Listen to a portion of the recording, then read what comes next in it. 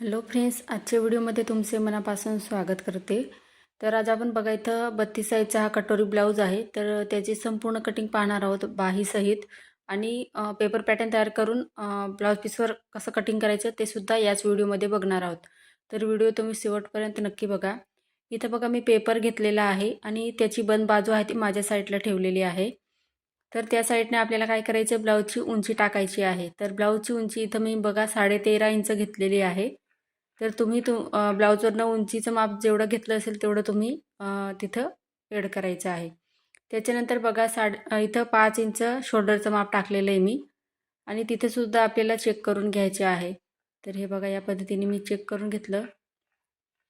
तर जिथे आपली उंची येते तिथपर्यंत शोल्डरचं माप घेतलेलं आहे मी 5 इंच। त्याच्यानंतर आपल्याला बघा 5.5 इंच इथं मुंड्याचं माप टाकायचं आहे। तर बघा मी ब्लाऊजवरनं मुंड्याचं माप मोजत नाही, कारण माझ्याजवळ म्हणजे तक्ता आहे त्यानुसार मग मी इथं छातीनुसार शोल्डर, मुंढा आणि गळारुंदीचं माप टाकत असते। तर इथं बघा 5.5 इंच मी इथं मुंड्याचं माप घेतलेलं आहे। तर इथं बघा आपल्याला आता छातीचा चौथा भाग टाकायचा आहे।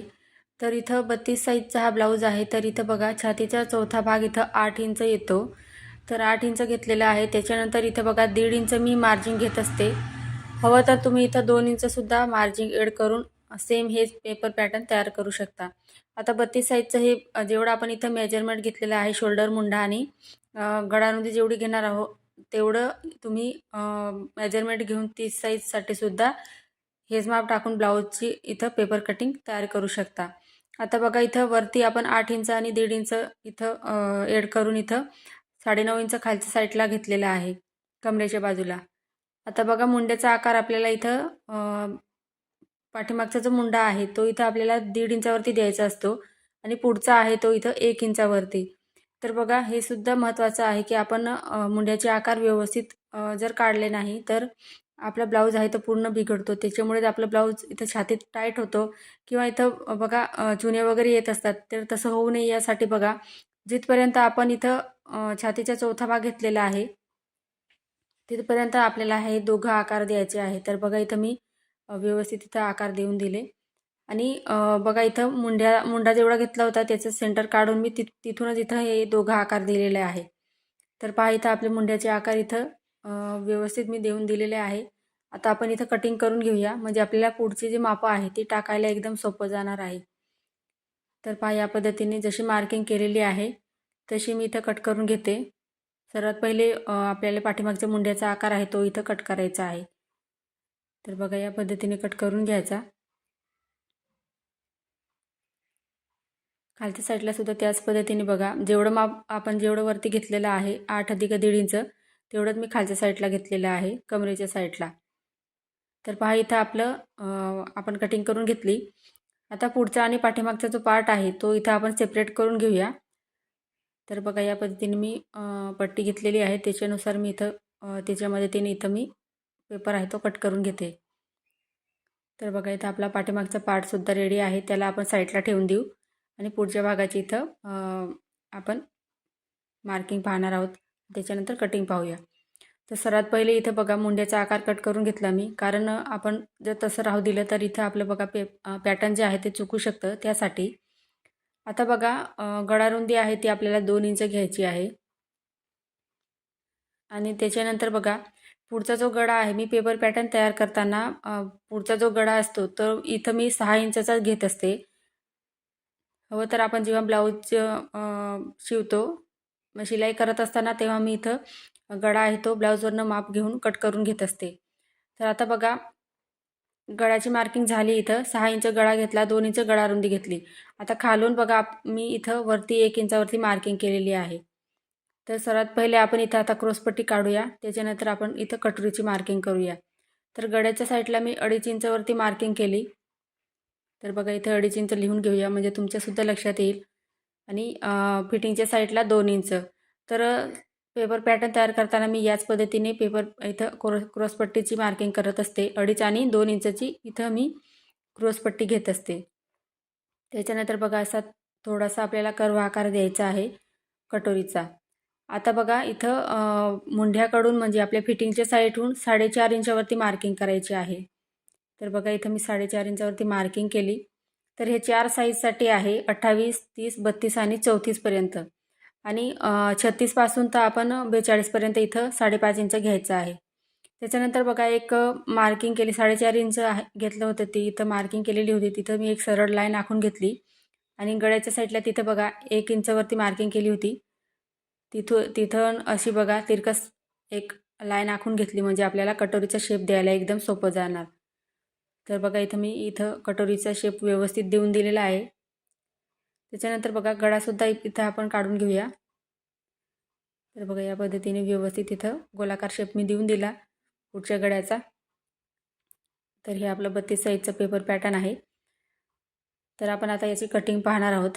तर सर्वात पहिले बघा इथं आपण कटिंग करणार आहोत. तर मुंड्याचा आपण इथं आकार कट करून घेतलेला आहे, पुढचा मुंडा होता तो. आता इथे बघा गळा आहे तो इथे मी सर्वात पहिले कट करून घेते. तर इथे बघू शकता इथपर्यंत या पद्धतीने कटिंग करून घ्यायचं आहे. तर इथपर्यंत तुम्हाला ब्लाऊजची जेवढी आपण मार्किंग केलेली आहे ती समजली असेल, आणि नसेल समजली तर तुम्ही मला कमेंटमध्ये विचारा. म्हणजे तुम्हाला काय कळलं नसेल तर ते मला कमेंटमध्ये विचारू शकता. त्याच्यानंतर बघा इथं कटोरीचं जसा आकार आहे इथं मी कट करून घेते. आणि चॅनलवर तुम्ही जर नवीन असाल तर प्लीज चॅनलला सबस्क्राईब करून घ्या, जेणेकरून नवीन व्हिडिओ सर्वात पहिले तुमच्याजवळ पोहोचतील. आणि पेपर पॅटर्नची खूप सोपी पद्धत आहे, तुम्ही नवीन शिकत असाल तरीसुद्धा तुम्हाला सहज जमेल अशी. तर इथं बघा आपला साईड पार्ट होता कटोरीचा, तो इथं कटिंग झालेला आहे. आता इथं बघा आपण बाहीची कटिंग पाहूया सर्वात पहिले. तर इथं बघा मी 3.5 इंचची बाही आहे. तर बाहीमध्ये 1 इंच ॲड करून 4.5 इंच इथं मी बाही लांबी घेतलेली आहे, 4.5 इंच. आता बघा छातीची घडी आपण इथं 9.5 इंच घेतली होती, 8 अधिक 1.5 इंच. तर बाहीची घडी काढताना इथं 1 इंच मायनस करायचं आहे. तर इथं 8.5 इंच मी इथं बाहीची घडी घेतलेली आहे. आणि तिथून बघा 4.5 इंचावरती मार्किंग केली. आणि या पद्धतीने आपण आता बाही काढण्यासाठी बॉक्स तयार करणार आहोत. तर बघू शकता या पद्धतीने व्यवस्थित असा बॉक्स तयार करून घ्यायचा. तर हे बघा इथं आपण 8.5 इंच घेतलं. आता बाहीचा शेप देण्यासाठी म्हणजे आपल्याला मुंड्याचे आकार द्यायचे बाहीला, तर त्यासाठी बघा वरून मी इथं 2.5 इंचावरती मार्किंग केली आणि आतल्या साईडला 2 इंच. तर पहा या पद्धतीने 2 इंचावरती मार्किंग करून घेतली आणि तिरकस अशी एक लाईन आखून घ्यायची आहे. तर सर्व साईजसाठी तुम्ही याच पद्धतीने हीच पद्धत यूज करू शकता. पण बघा इथं मी 1.5 इंचावरती 3 मार्किंग करत आहे. तर हे 28 पासून तर तुम्ही 34 साईजपर्यंत 1.5 इंच घ्यायचं आहे. आणि मोठी जर तुमची साईज असेल 38 पासून तर तिथे तुम्ही 2-2 इंचावरती 3 मार्किंग करायची आहे. आणि बघा पहिला जो आकार आहे त्याला मी अर्धा इंच खाली घेतलेला आहे आणि वरती पुढचे जे 2 आकार आपल्या इथं पॉईंट घेतलेले होते त्यानं वरच्या साईडला अर्धा इंच घेतलेला आहे. तुम्हाला जसं व्हिडिओमध्ये दाखवते मी तसं. आणि या पद्धतीने बघा आपल्याला बाहीचा शेप द्यायचा आहे एकदम व्यवस्थित, म्हणजे मुंड्याचे आकार आपले परफेक्ट यायला पाहिजे त्यासाठी. आणि तुम्ही जर नवीन शिकत असाल तर तुम्ही 1-2 वेळा प्रॅक्टिस करा, त्याच्यानंतर तुम्हाला सुद्धा हा आकार व्यवस्थित जमेल. आणि बघा बाही तुमची जर शिवताना कमी पडत असेल तर तुम्ही ही ट्रिक यूज करा, तुमची बाही कमी पडणार नाही, व्यवस्थित पुरेल.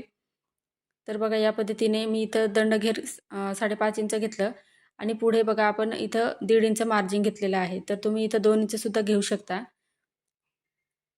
आता इथं बघा कटिंग करताना सर्वात पहिले म्हणजे आपल्याला पुढचा जो मुंड्याचा आकार आहे तो इथं कट करायचा आहे. तर पहा इथं मी पुढचा मुंड्याचा आकार इथं कट करून घेतला, बघू शकता या पद्धतीने.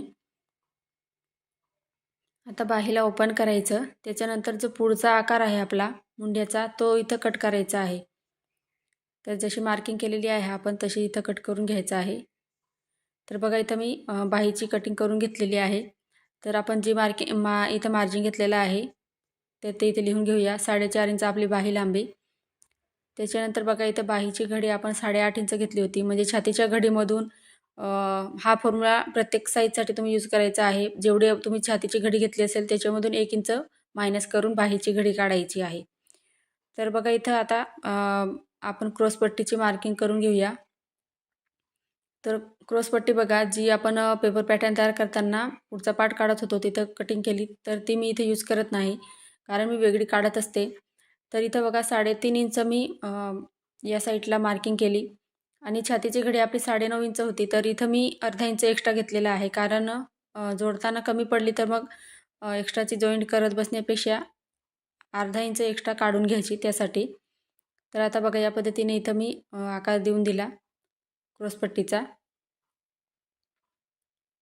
आणि इथं बघा जशी मार्किंग आपण केलेली आहे त्याच पद्धतीने इथं कटिंग करून घ्यायचं आहे. तर हे बघा या पद्धतीने क्रॉसपट्टीसुद्धा आपली कटिंग झालेली आहे. आता इथं बघा कटोरी काढण्यासाठी मी इथं एक्स्ट्राचा हा कागद आहे तो इथं कट करून घेते, म्हणजे आपला कागद आहे तो सरळ होऊन जाईल यासाठी. आता आपण बघा कटोरी इथं ब्लाऊजची कटिंग करताना गळारुंदी आपण मार्किंग केली होती 2 इंच. तर ती गळारुंदी आपल्याला इथं 2 इंच घ्यायची आहे. त्याच्यानंतर बघा वरून त्या कोपऱ्यापासून तर या साईडला बघा इथं 1.5 इंचावरती मार्किंग केली मी.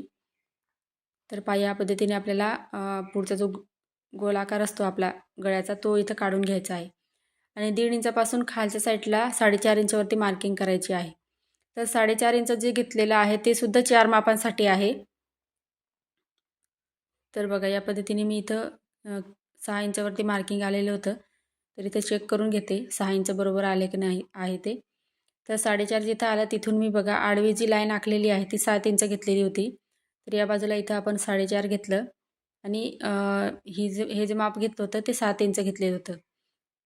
आता 7च्या निम्मे इथं आपल्याला मध्ये काढायचा आहे कटोरीसाठी, म्हणजे आपला टक्स पॉईंट असतो तो.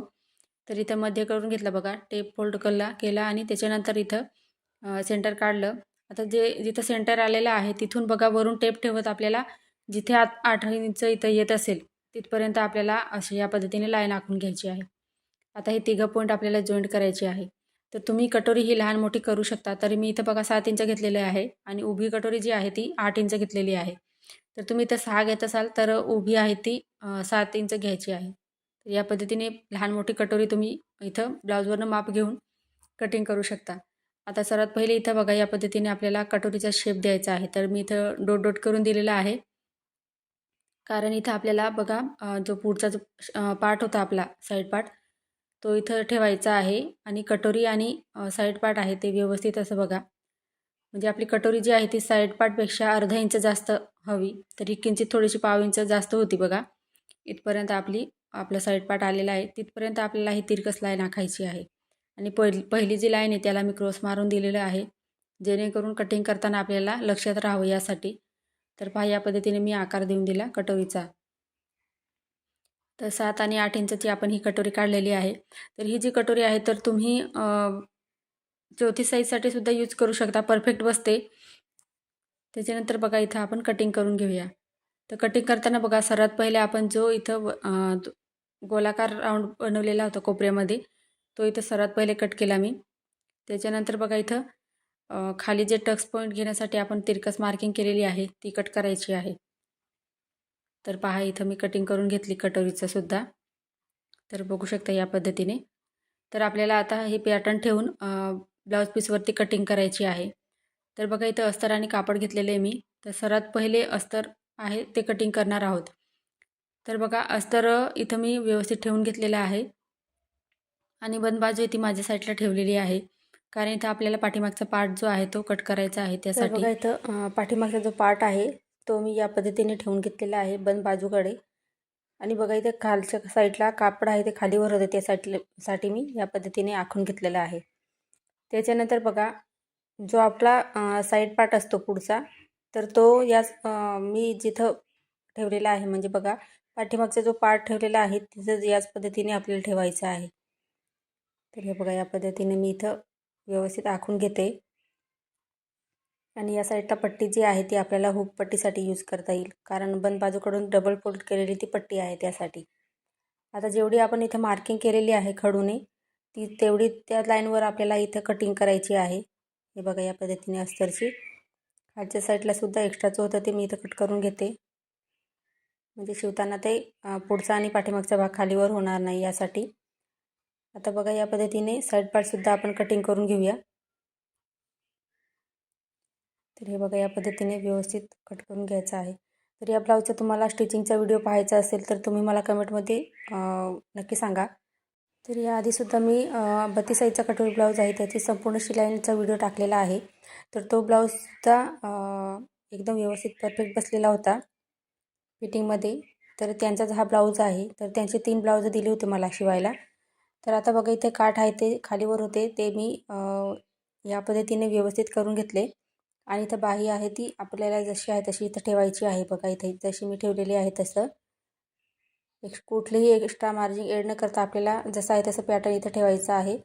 आणि व्यवस्थित एकदम कोपऱ्यावरती अशी जे आपले पॅटर्न आहेत त्याला लागूनच आपल्याला ही खडूने मार्किंग करायची असते. त्याच्यानंतर बघा या पद्धतीने कटिंग करून घेऊया. आता इथं बघा आपली क्रॉसपट्टी येऊन जाईल. तर आपण एक्स्ट्रा म्हणजे पॅटर्न तयार करतानाच आपण एक्स्ट्राचं इथं मार्जिनसहित इथं कटिंग केलेली आहे क्रॉसपट्टी. तर त्यासाठी जसं आहे तसं इथे ठेवून मी कटिंग करून घेते.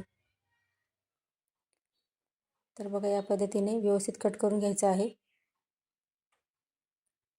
आता आहे आपली कटोरी. तर कटोरी कशी ठेवायची बघा. आता हा कापड जसा ठेवलेला आहे अस्तरचा, तर तो उभा धागा आहे म्हणजे त्याला बघा. तर तसं जर आपण कटिंग केलं तर या पद्धतीने जर ठेवलं तर आपली कटोरी जी आहे ती हे बघा व्यवस्थित बसत नाही उभ्या धाग्यामध्ये. आणि तिरकस धाग्यात जर ठेवली तर कटोरी जी आहे ती एकदम व्यवस्थित फिटिंगमध्ये बसते आणि कापड जो आहे तो चारी बाजूने ओढला जाईल. चेक करूनच असं आपल्याला इथं कटोरी आहे ती ठेवायची असते. तर हे पहा मी कापड चेक करून घेतलं आहे. तर या पद्धतीने जशी मार्किंग होती कटोरीची तशी मी इथं व्यवस्थित करून घेतली. या पद्धतीने बघा साईड पार्टला लावून आपण ही कटोरी जी आहे चेक केली होती त्याच्यानुसार इथं कटिंग करून घेतली. तर इथे बघा आता ब्लाऊज पीस आहे त्याचं कापड घेतलेलं आहे मी. तर या पद्धतीने व्यवस्थित ठेवायचा. सरळ बाजू आणि उलटी बाजू इथे चेक करूनच इथं डबल घडी घालायची आहे कापडाची. आता इथं बघा मी बंद बाजू होती ती माझ्या साईडला ठेवली आहे आणि त्या साईडला आपल्याला पाठीमागचा पार्ट ठेवायचा आहे. आता इथं बघा आपण एक एक पार्ट कट करणार आहोत. तर बघा इथं पाठीमागचा पार्ट आहे मी कट करून घेतला. त्याच्यानंतर बघा जसं आपण पॅटर्न ठेवून अस्तर कटिंग केलं होतं त्याच पद्धतीने इथं बघा जे कापड आहे ते सुद्धा आपल्याला कटिंग करायचं आहे. तर अर्धा इंचची मार्जिन सोडून आपल्याला अस्तर आहे ते ठेवायचं आहे कापडावरती. तर हे बघा या पद्धतीने. आता इथं बघा काठ आहेत छोटेसे त्या साईडला आपल्याला इथं बाही ठेवायची आहे. तर बघू शकता या पद्धतीने मी बाही ठेवलेली आहे. आणि इथं मी एक्स्ट्राची मार्जिन सोडून इथं मी कट करून घेते कारण शिवताना आपल्याला परफेक्ट यावं यासाठी. आता आपल्याला क्रॉसपट्टी आणि कटोरीची कटिंग करायची आहे. तर बघा इथं मी क्रॉसपट्टी कटिंग करून घेतली आणि कटोरी जी आहे ती बघा या पद्धतीने ठेवलेली आहे. जसं आपण पॅटर्न जे आहे पेपर पॅटर्न अस्तरवरती ठेवलं होतं त्याच पद्धतीने ठेवलं आहे मी इथं. आजचा व्हिडिओ आवडला असेल तर प्लीज लाईक करा. चॅनलवर नवीन असाल तर चॅनलला सबस्क्राईब करा. पुढचा व्हिडिओ तुम्हाला कोणत्या टॉपिकवर पाहायचा आहे ते सुद्धा कमेंट करा. आजचा व्हिडिओ पूर्ण पाहिल्याबद्दल धन्यवाद.